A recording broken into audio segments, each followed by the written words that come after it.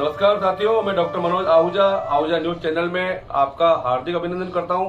Ahuja news bulletin देखने से पहले हम आपको बता दें, हमारा न्यूज चैनल कोई प्रोफेशनल चैनल नहीं है। कानून की विशेष जानकारियां दिखाना, मौजूदा विधानसभा से संबंधित महत्वपूर्ण खबरें दिखाना और हमसे जो लोग जुड़े हुए हैं, हमारे सब्सक्राइबर्स, हमारे मित्र, हमारे शुभचिंतक, उनसे जुड़ी हुई महत्वपूर्ण खबरें दिखाना हमारे आहूजा न्यूज चैनल की पहली प्राथमिकता में शामिल है।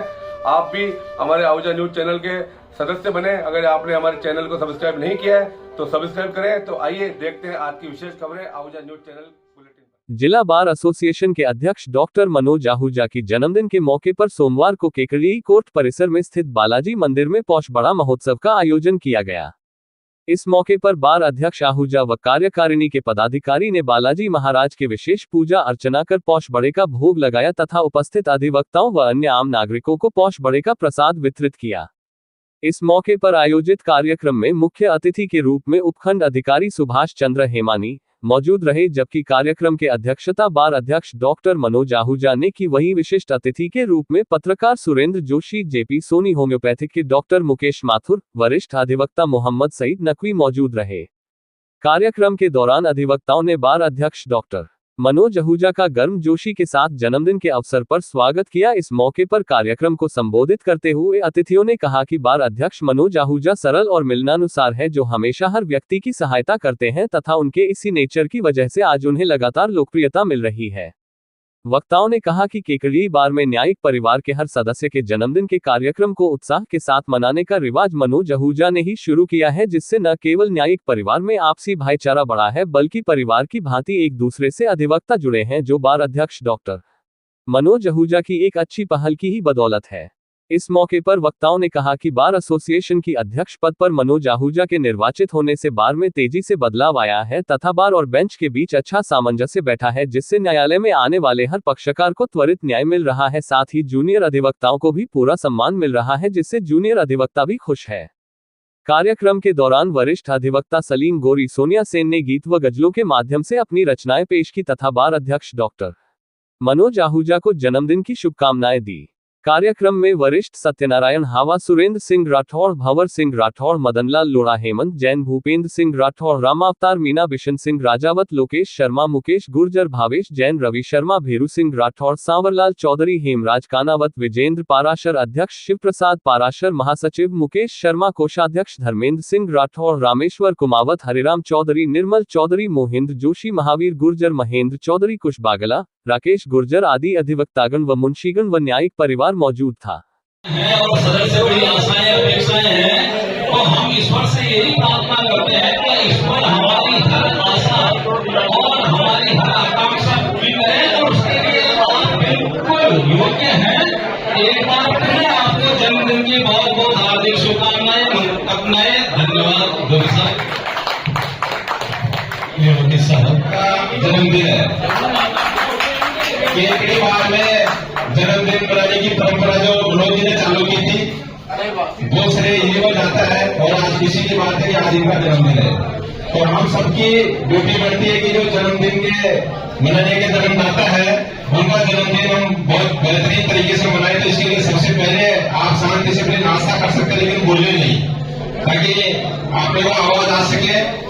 तो मैं बार एसोसिएशन केकड़ी की तरफ से और पूरे न्यायिक परिवार की तरफ से सबसे पहले तो मनोज जी आहूजा को दिल की गहराइयों से जन्मदिन की शुभकामनाएं देना चाहता हूं और प्रभु से मैं अरदास करूंगा कि आप हमेशा स्वस्थ रहे, मस्त रहे, खुश रहे और एक विशेष बात की हमारा साथ बना रहे, क्योंकि अब धीरे धीरे ऐसा महसूस हो रहा है कि मुझे बहुत जल्दी साथ कहीं ऐसा नहीं हो जाए कि हम आप हमारे से बहुत दूर चले जाए। तो मैं इसीलिए रिक्वेस्ट करूंगा परफॉर्मेंस से कि आप नई ऊंचाइयां छोड़िए, लेकिन हमारा साथ आप जुड़ा रहे। और मनोज जी के बारे में आप लोगों को कुछ भी बताना सूरज को दीपक दिखाएंगे जैसा है, क्योंकि आप भली भांति जानते हो मनोज जी का व्यवहार, मनोज जी ऊर्जावान है और ये मानो कि 100% परिपूर्ण इंसान जिसको हम कह सकते हैं, वो सारी काबिलियत मनोज जी में है। और सबसे बड़ी खूबी इनकी है कि एक दूसरे व्यक्ति को ये जोड़ते हैं, तोड़ने का काम ये नहीं करते हैं, जोड़ने का काम करते हैं। और इन्होंने ही ये जन्मदिन मनाने की परंपरा हमारे केकड़ी बार में चलाई और आज बदस्तूर चल रही है। तो मैं पूरी बार कार्यकारिणी की तरफ बार एसोसिएशन के सभी साथियों की तरफ से मनोज जी को धन्यवाद देना चाहता हूँ कि आपने ये जो परंपरा चलाई, इससे बाहर का माहौल खुशनुमा रहता है हमेशा, और छोटी मोटी बात कभी उपलब्ध होती तो नाना और केक के बहाने वापस गले लगने का मौका मिल जाता है। तो पुणे में आपको शुभकामनाएं देते हुए बधाई। खुशियों से भरा दिन आपका जन्मदिन, खुशियों से भरा दिन आपका जन्मदिन।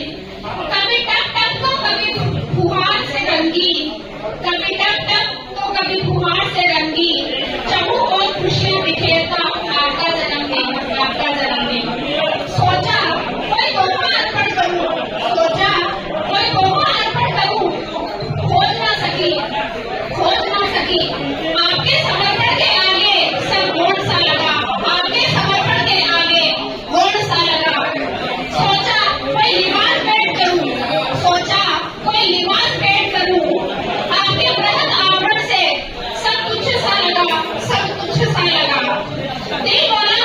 दिल बोला निराश ना हो, दिल बोला निराश ना हो, मात्र स्नेह की झलका देना, मात्र स्नेह की झलका देना। अपने बोलों में आपके निश्चय हमारे बाहर के प्रेसिडेंट मनोज जी का जन्मदिन है। मैं इस अवसर पर मैं बधाई देता हूँ जो उत्तरोत्तर प्रगति करें। जब से मनोज जी बने हैं कलाकार होने होना के ये हमें बरकरार है, ये भी हमारी अपेक्षा है। और इस अवसर पर यह भी कहूँगा कि जन्मदिन तो है, ये जिम्मेदारी भी आपने ले रखी है, वो भी कितने दिन करती है नहीं चलती है हमें गलत बात है, लेकिन आप उसके लिए भी निरंतर प्रयासरत हैं और जन्मदिन पर इसे और आगे बढ़ाएंगे, ये भी हमारी अपेक्षा है। धन्यवाद है। ढेर सारी शुभकामनाएं। आपकी ये जो एनर्जी लेवल है, पॉजिटिविटी है, ये आशा करती हूँ कि दिन की क्लास भी बढ़ती रहे। आप जो क्योंकि आप जब भी देखते हो ग्रुप में बैठते हैं तो एक ग्रुप में पूरा एनर्जी और पॉजिटिविटी भर देते हैं। चाहे ये आपकी मदद करना है, जिस तरह से आप लोगों को अधिक लोगों और सभी रिपोर्टिंग के जितने भी स्टाफ है सबको प्रेरणा देते हैं कि हम लोग इसमें सहयोग करें और प्रयास करते हैं।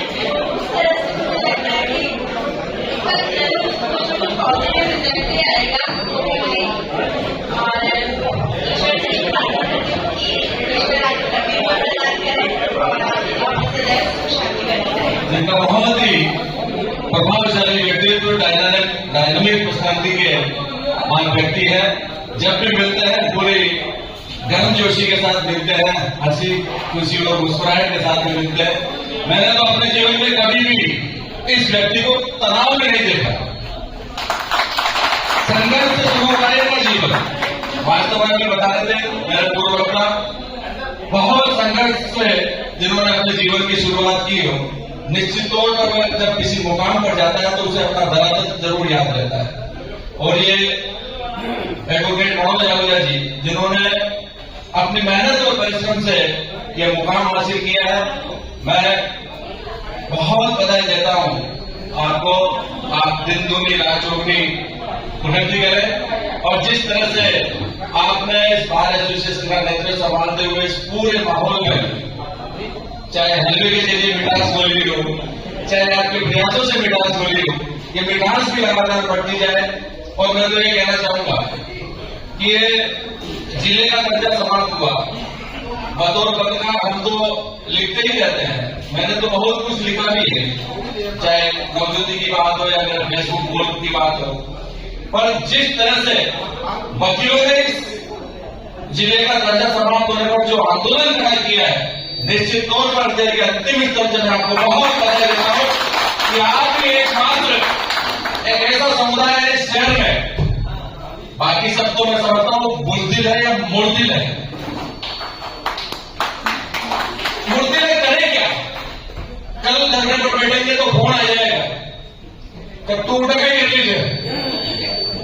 अगर तू उठ गई करने से जिसका नतीजा आज आपको भले ही महसूस नहीं हो रहा हो, लेकिन आज के 4 साल बाद 5 साल बाद जब आपको इस जिले की महत्व की आवश्यकता होगी तो आपके पास हाथ खाली होंगे। कुछ नहीं होगा, बच के हाथ दोगे, सीट रोकोगे, 80 किलोमीटर दूर की यात्रा सफर करनी पड़ेगी और वहां भी आपका काम मुकम्मल हो या नहीं हो इसकी कोई गारंटी नहीं। जिला था तो एक भरोसा था, मगर ये जिला टूटा, लेकिन फिर भी आप लोगों ने जिस धैर्य और हिम्मत के साथ में, परिणाम का कुछ अपने को भरोसा नहीं है, हमें अपने कर्म सिद्धांत पर विश्वास रखना चाहिए। और जिस तरह से वकील समुदाय अपने कर्म सिद्धांत पर भरोसा रखते हैं, किसी तौर पर गीता का सार भी यहाँ पर परिलक्षित होता है कि हमें फल की आशा का कोई मुकाबला नहीं करनी चाहिए, इच्छा नहीं करनी चाहिए, हमें अपने कर्म करते रहना चाहिए। ईश्वर के अधीन है। कुछ चर्चाएं ऐसी भी आ रही है, सुरेंद्र जी चतुर्वेदी है, उनका काम ही बुद्धबुद्धि चलाने का है। कल परसों उन्होंने एक ब्लॉग लिखा था कि पुनर्विचार हो रहा है। अब ये पुनर्विचार की हमारे पास तो कोई खबरें आई नहीं। आंदोलन जब से शुरू हुआ, तुरंत चतुर्वेदी जी को भी मैं इस मंच के माध्यम से कहना चाहूंगा, मेरी बात उन तक पहुंचनी चाहिए, वो भी हमारे गुरु रहे हुए हैं। जब इस जिले को यहां से हटाया जा रहा था, तब उन्होंने कितने ब्लॉग लिखे। जब बात होती है, हर बात पे अपने ब्लॉग में लिखते हैं कि केंद्रीय से मेरा गहरा लगाव है, केंद्रीय से मैं बड़ा हूं, बचपन रहा मेरा, पला हूं, बड़ा हूं, मेरे पापा यहाँ पर नौकरी किए हुए हैं। आप सब यहाँ पर एक बुद्धिजीवी मुख्यमंत्री यहाँ पर उपस्थित है। सुरेंद्र जी चतुर्वेदी ने जिले का दर्जा समाप्त हुआ, उसके बाद में अगर एक भी ब्लॉग लिखा हो तो आप और मैं, जब भी जरूरत पड़ती है वो केवल मस्का मालिश के ब्लॉग लिखते हैं। माफी चाहूंगा, वो मेरे से बहुत बड़े पत्रकार है, लेकिन ये मस्का पॉलिटिक्स खत्म होनी चाहिए। पत्रकारों को भी अपनी नैतिक जिम्मेदारी, जिस स्तर के वो पत्रकार है उस स्तर की पत्रकारिता करनी चाहिए। मस्का मालिश में कुछ भी नहीं रहता। बहुत बधाई देता हूं मैं आपको, जिन्होंने एक आंदोलन को खड़ा किया, एक आवाज तो खड़ी की शहर में। कई तरह के यहाँ पर संगठन है, कई तरह के एसोसिएशन है, लेकिन कोई भी आप बहुत प्रयास कर रहे हैं आपके साथ में जुड़ने की, कोई बात नहीं। आपका प्रयास तो ये जनता याद रखेगी। जिला वापस आए या नहीं आए, वकील समुदाय ने कितना प्रयास किया है ये जरूर रेखांकित होना चाहिए, अंडरलाइन होना चाहिए। बार एसोसिएशन के अध्यक्ष आदरणीय मनोज जी को मैं जन्मदिन के मौके पर हृदय से शुभकामनाएं देना चाहता हूँ। यहाँ सभी अधिवक्तागण मौजूद है, उन्हें मैं बधाई देना चाहता हूँ कि आपने इतना बड़ा संघर्ष खड़ा किया है।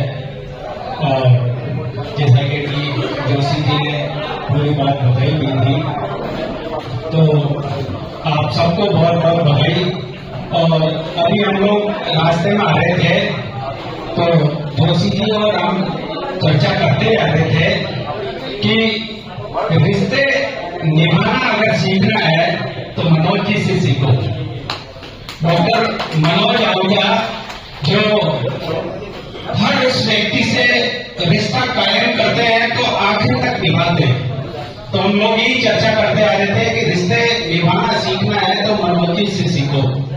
और एक संघर्ष का नाम है तो वो है मनोज जी। तो बहुत कुछ चीजें हैं, खुशनुमा चेहरा अगर ये देखना है तो मनोज जी का देखो। तो बहुत सारी बातें हैं जो आज हमारे बीच में मनोज जी बैठे हैं, आज इनका जन्मदिन है और इतना शानदार आयोजन आज रखा है। और मैं तो कहूंगा कि अगले साल 50वां जो आयोजन होगा वो जंगल में लोग आता कितने देगा। आज हम 200 वकील है, 200 से हम न्यायिक विभाग के और कर्मचारी मुंशियों को मिलाकर 250 हो सकते हैं, लेकिन आपके द्वारा जो शब्द लेखन होते हैं, जो हमारे द्वारा आंदोलन चलाया जा रहा है उसको अच्छे से आप विस्तार देते हैं मीडिया में, उसकी वजह से ये आंदोलन को पता लग रहा है और आंदोलन परिलक्षित हो रहा है और हमारी जो भावना है वो सार्थक साबित हो पा रही है। तो मैं आप सभी का विशेष रूप से, आप दोनों पत्रकार साथियों का विशेष रूप से धन्यवाद देना चाहूंगा। साथ ही में मैंने अधिवक्ता साथियों से कहना चाहूंगा कि अधिवक्ता और पत्रकार हम दोनों लगभग मतलब, क्योंकि मैं पत्रकारिता भी करता हूँ तो ऐसे मैं कह सकता हूँ कि ये दोनों ही कलम के सिपाही होते हैं, कलम के धनी होते हैं। लगभग हम दोनों का सिविल पेशा है, तो हम सब लोग को आपस में सामंजस्य से बिठाते हुए, तालमेल बिठाते हुए अपने परिवार का साथी समझ करके हमें एक दूसरे का साथ और सहयोग देना चाहिए। क्योंकि आप देखेंगे यदि परिषद का बाहर चले जाए, आज चाहे हम कितने अच्छे समाज के लिए काम कर रहे हैं, तो भी नहीं तो कोई समाज में हमसे कोई खुश हो रहा है, नहीं कोई हमारे से कोई दूसरे लोग खुश हो रहे हैं। ऐसे में हम एक परिवार की भांति या अपनी एक जिम्मेदारी निभाएंगे, एक मजबूत संगठन दिखाएंगे, तभी हमें बाहर रिस्पॉन्स मिलने वाला है। तो मैं आप सभी से कहना चाहूंगा कि हम आपस में खासतौर पर वकील और पत्रकार साथी तालमेल बना करके काम करेंगे तो निश्चित तौर पर समाज में हमारा, क्योंकि ये भी एक सिस्टम है जो 4 स्तंभ माने जाते हैं, उसमें मीडिया में स्तंभ माना जाता है, तो न्यायपालिका में स्तंभ माना जाता है। तो हम 2 स्तंभ मिले, तो मैं समझता हूँ कि हम हमारी बात को, वाजिब मांग को सही जगह पर रख करके हम करवा पाएंगे। और हम आपका हमारा दोनों का जो उद्देश्य है, एक सही व्यक्ति को, एक पीड़ित व्यक्ति को न्याय पहुंचाना है, उसको उसकी योजना का लाभ पहुंचाने का काम हम लोग करते हैं, उसको न्याय दिलाने का काम हम लोग करते हैं। और न्याय देने में यदि कोई दिक्कत आती है तो आप लोग उसको प्रॉपर मंच में पहुंचाने का काम करते हैं। और यदि हम न्याय दिला पाते हैं तो आप लोगों की वजह से हमारी लोकप्रियता बढ़ती है, पब्लिसिटी होती है, और हम लोग ये लोग बता पाते हैं हम जनता को कि हम इस प्रकार से काम कर रहे हैं। तो निश्चित तौर पर जो आपकी भूमिका है इस प्रजातंत्र की प्रणाली में और हम अधिवक्ता साथियों के लिए, वो अत्यंत सराहनीय है। और आज आपने पधार करके हमारे साथियों को जो हौसला अफजाई की है, उसके लिए भी मैं आपका बहुत बहुत आभार व्यक्त करना चाहता हूँ। साथ ही मेरे अधिवक्ता साथियों को निवेदन करना चाहूंगा कि आपकी वजह से ये मान सम्मान ये सब जो मिला है, ये आपकी वजह से मिला है, तो आपका सम्मान करना मेरी जिम्मेदारी रहेगी, ऑलवेज रहेगी। मेरे से इतनी गलती हो जाती है तो आप मुझे कभी फोन करते हैं, और हम लोग संगठित रहकर जो हमने एक मुकाम सोचा है, निश्चित तौर पर उस मुकाम को हासिल करेंगे। आज नहीं तो साल में 5 साल में 4 साल बाद ये संगठित करते रहेंगे। तो जैसा कि अभी सुरेंद्र जी मेहता ने कहा कि हमारा काम कर्म करने का है, तो हम कर्म करेंगे और पहले से ज्यादा बेहतरीन तरीके से करेंगे। निश्चित तौर पर हमें सफलता मिलेगी, क्योंकि हमारा जो उद्देश्य है वो महान उद्देश्य है। हमारा उद्देश्य निजी उद्देश्य नहीं है, हमारा उद्देश्य काम आवाम की जनता को देना है। हमारा उद्देश्य है जो गलत काम जो किया है गवर्नमेंट ने उसका विरोध करना है। और यदि मैं कहता हूँ एडवोकेट से यदि हम अपना अधिकार नहीं मांग सकते तो हमें वकालत करने का कोई अधिकार ही नहीं है। आप खुद के लिए नहीं कर सकते तो आम व्यक्ति के लिए या फीस के लिए क्या लड़ाई करोगे। तो इसके बाद सबसे कहना चाहूंगा कि जो जिम्मेदारी आपने मुझे दी है उस जिम्मेदारी का मैं ईमानदारी से बेहतरीन ढंग से निर्वहन करूंगा, आप सबका साथ देकर के करूंगा। और मैं फिर कह रहा हूँ कि मेरे से कोई गलती हो आपको लगे तो मुझे निश्चित तौर पर आप कहें, मैं आपकी बात को बिल्कुल प्रेरणादायक शब्दों के रूप में लूंगा और अपना सुधार करूंगा। ऐसे ही आपका सानिध्य, प्रेम और मार्गदर्शन मुझे मिलता रहे। महोदय, आपको जन्मदिन की बहुत बहुत हार्दिक शुभकामनाएं। और माननीय उपखंड अधिकारी महोदय और वरिष्ठ पत्रकार महोदय सुरेंद्र जी भाई साहब, जयदीप जी भाई साहब और डॉक्टर साहब, माथुर साहब, आपने अपना कीमती समय निकालकर अपने इस जन्म को यादगार बनाने के लिए आप यहाँ पधारे, आपका बहुत बहुत आभार। और साथ ही मेरे साथी अधिवक्ता, वरिष्ठ अधिवक्ता, इन्होंने भी अपना समय निकालकर जो योगदान दिया है उसके लिए आप पूरी कार्यकारिणी की ओर से आपका हार्दिक हार्दिक आभार, धन्यवाद।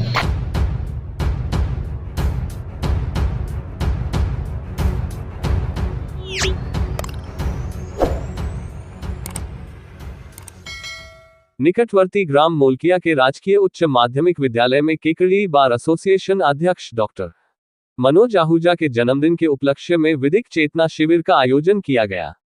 कार्यक्रम में मुख्य अतिथि के रूप में बार अध्यक्ष डॉक्टर मनोज आहूजा मौजूद रहे, जबकि कार्यक्रम की अध्यक्षता संस्था प्रधान गायत्री शर्मा ने की।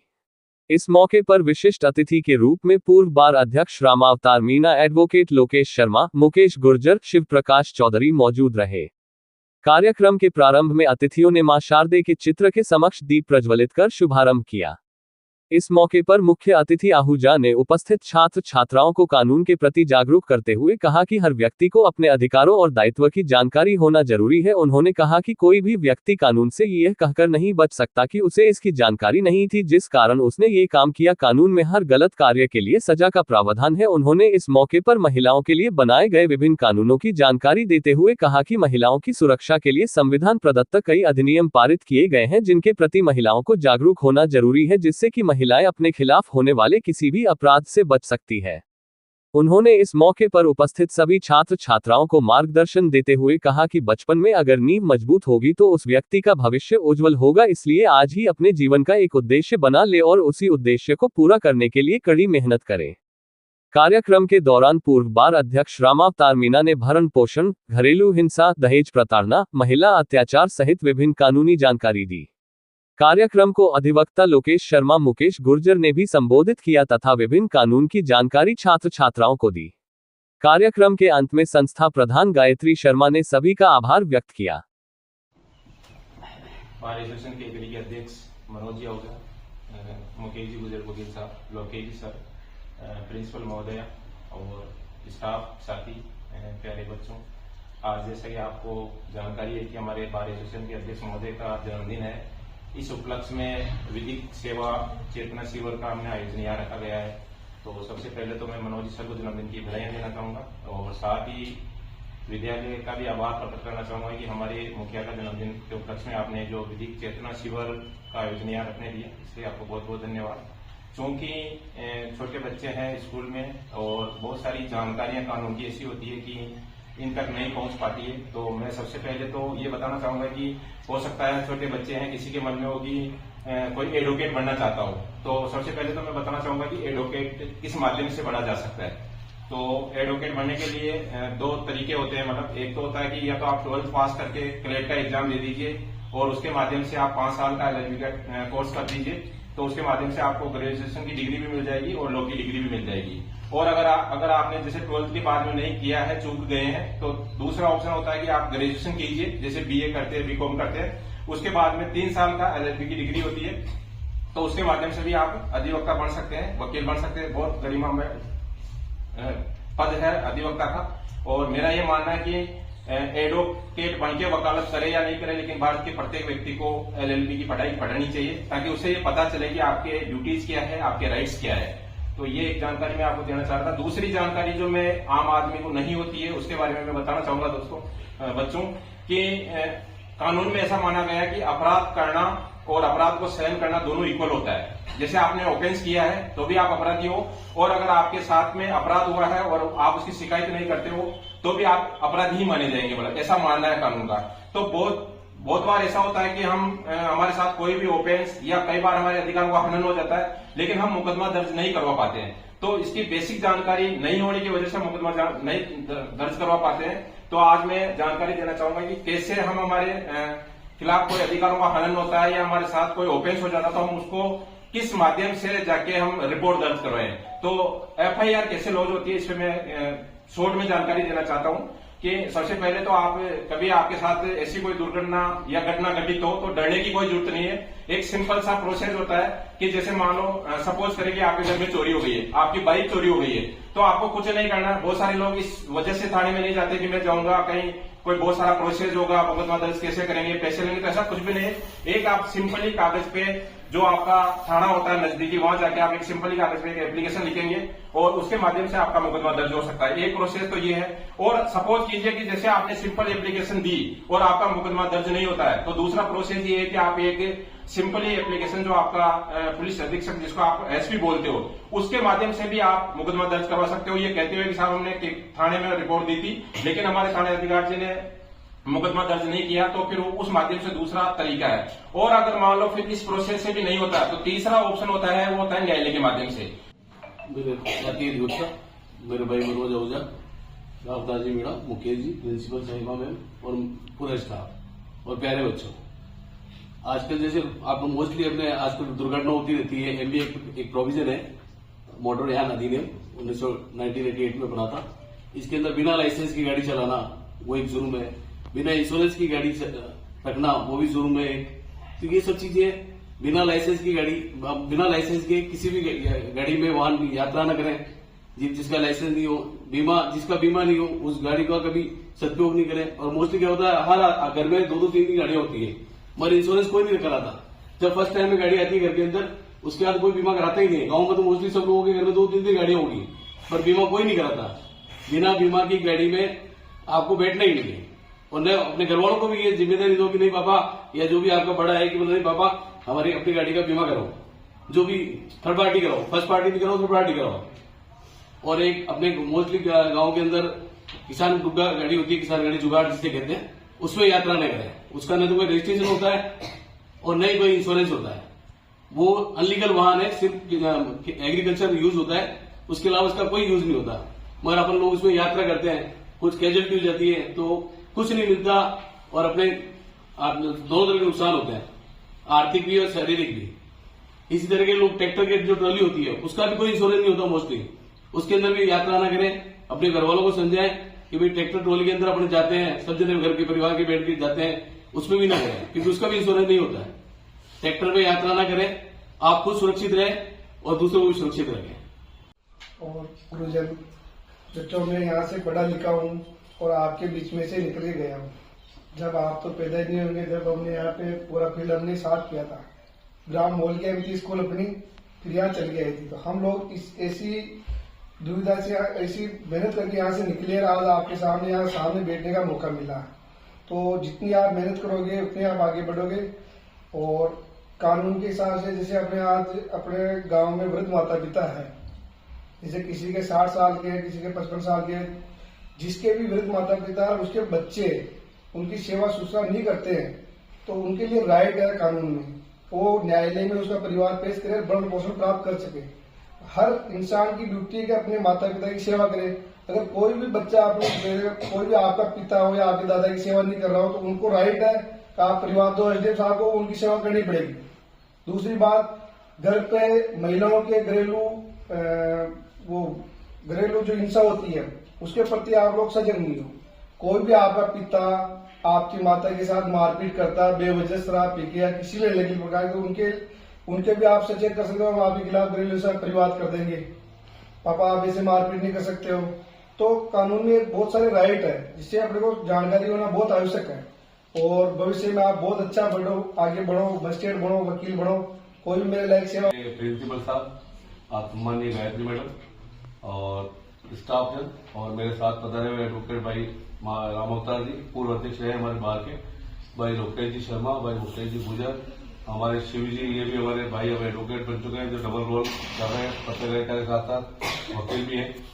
तो आप सभी का सबसे पहले तो मैं बहुत बहुत आभार व्यक्त करूंगा कि आज आपने मेरे जन्मदिन के अवसर पर हमें एक सेवा का मौका दिया, क्योंकि चूंकि हम एडवोकेट हैं, हमारे पास कानून की जानकारी रहती है, तो हम कानून के माध्यम से आपको एक सेवा का रूप दे सकते हैं।